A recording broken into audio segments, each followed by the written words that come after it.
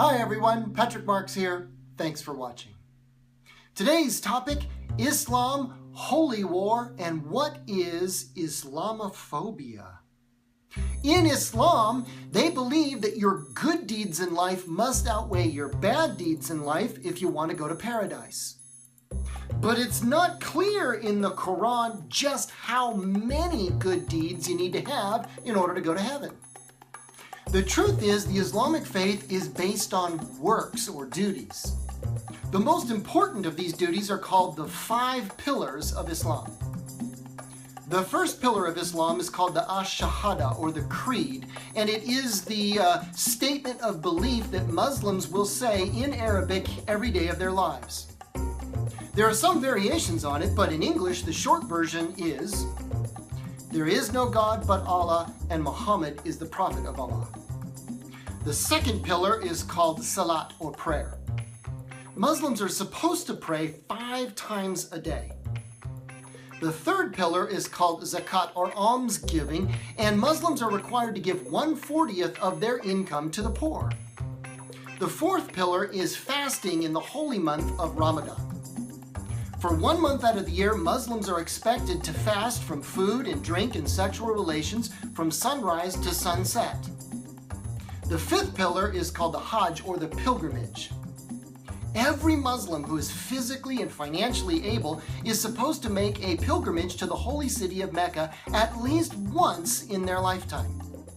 There are some exceptions for the sick and for the poor and certain things like that, but for the most part, these 5 pillars cannot be neglected in any way, shape, or form. But there is one duty that some Muslims think are almost as important as the 5 pillars.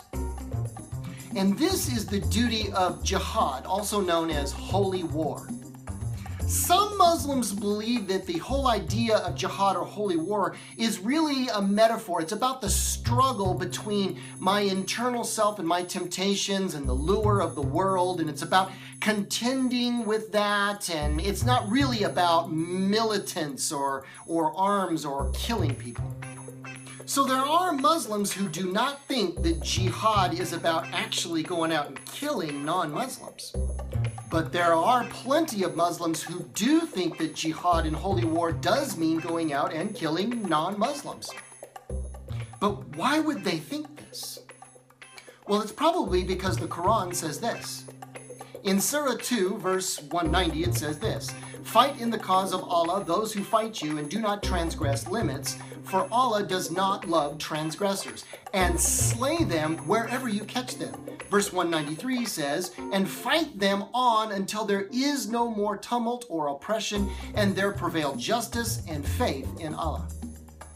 That seems pretty clear, because to slay means to kill, and what this verse is saying is that they're supposed to fight and kill non-believers until everybody has faith in Islam. Surah 8:12 says, "I am with you. Give firmness to the believers. I will instill terror into the hearts of the unbelievers. Use smite above their necks and smite all of their fingertips off of them. This because they contend against Allah and His Messenger. If any contend against Allah and His Messenger, Allah is strict in punishment." These are not isolated verses in the Quran, and they're not taken out of context either. In fact, Surah 2, verse 216 says, "Fighting is prescribed for you and you dislike it, but it is possible that you dislike a thing which is good for you."